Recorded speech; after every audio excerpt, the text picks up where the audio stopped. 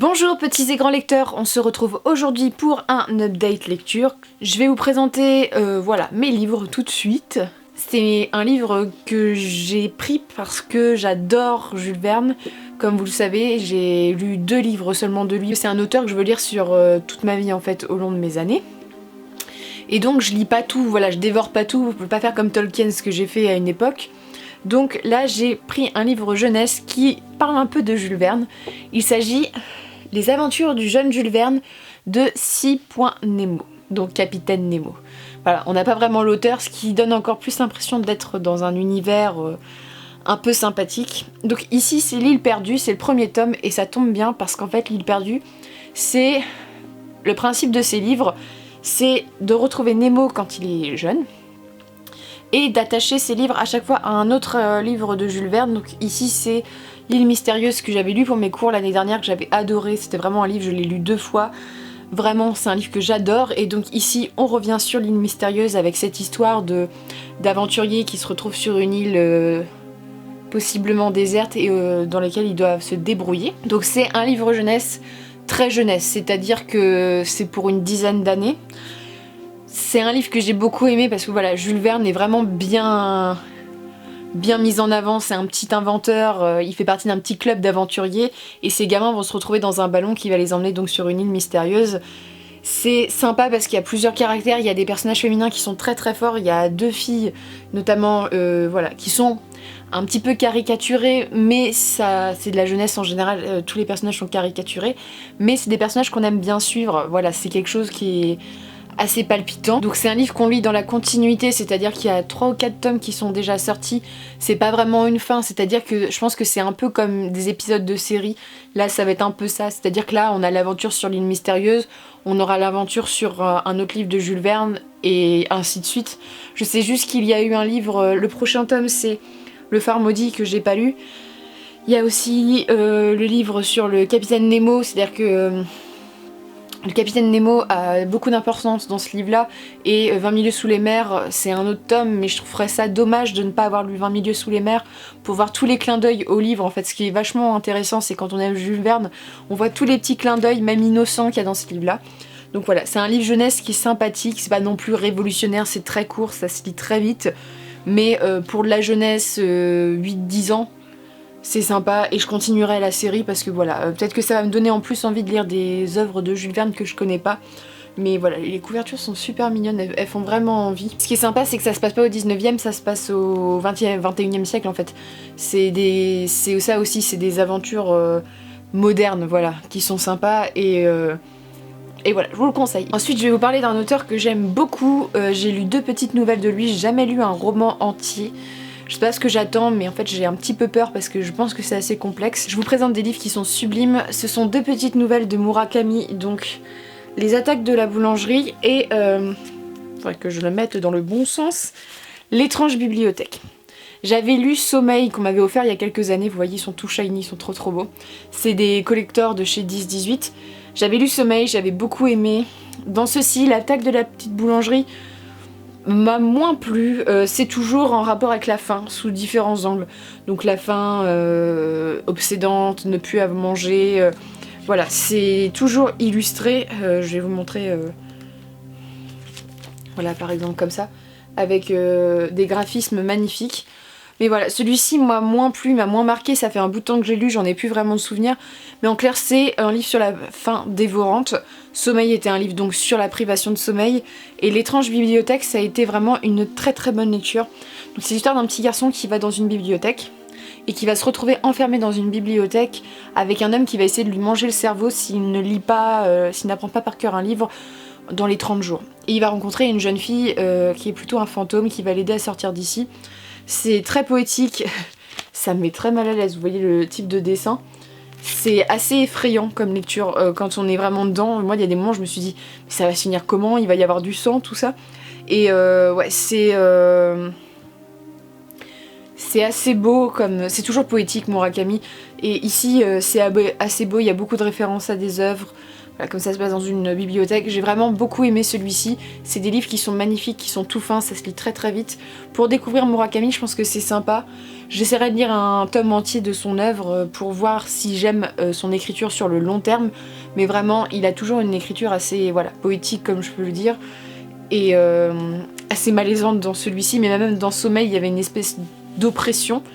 Dans la fin, c'était plus, dans les petites attaques de boulangerie, c'était plus un dégoût envers la nourriture qui s'installe chez le lecteur.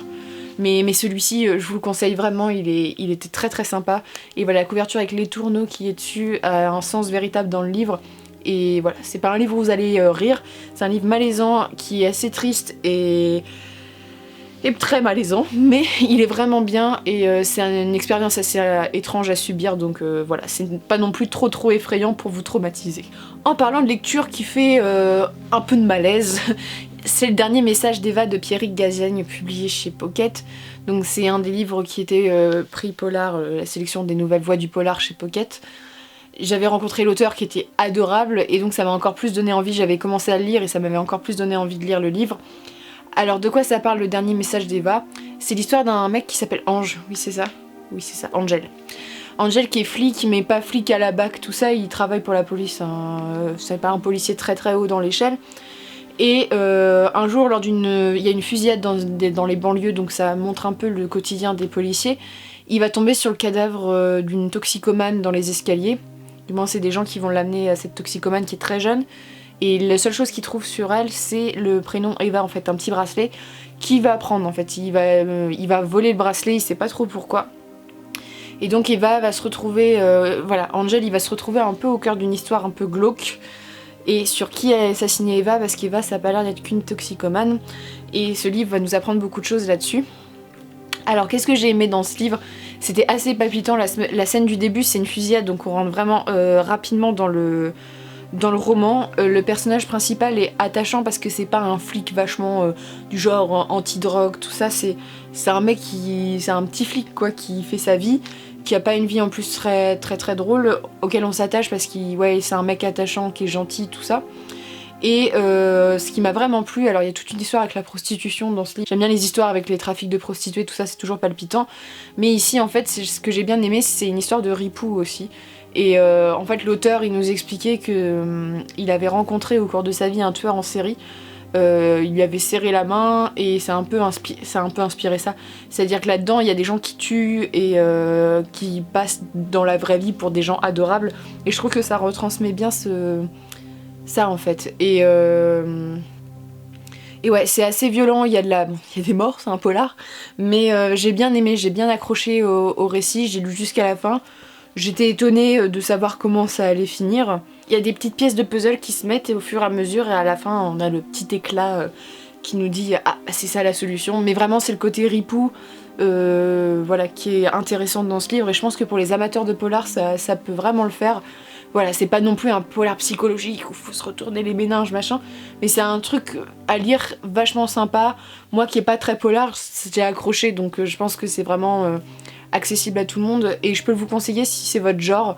Il est vraiment sympa et le personnage principal est très attachant, je trouve que c'est un des points forts et pas trop cliché donc ça marche bien. Ensuite je vais vous parler d'un manga qui a été une super découverte, mais déjà ce manga là ça fait un bout de temps que je savais qu'il allait sortir et dès qu'il est sorti j'ai demandé à l'avoir parce que il avait l'air trop bien. Donc c'est Silver Wolf Bloodbound alors j'ai pas mes lunettes ce qui est toujours compliqué, Tatsukazu Konda et au dessin c'est Shimeji Yukiyama chez Kurokawa. Alors ça parle de quoi? Alors c'est un manga qui est horrifique, voilà, et drôle, c'est possible. Donc c'est l'histoire de ce monsieur qui est un ancien chasseur de vampires. Avant il y a une attaque de vampires et ce mec là a tué énormément de vampires, c'est un héros de guerre et malheureusement c'est le seul qui a survécu parmi tous ses compagnons, voilà, ils ont tous été malheureusement assassinés.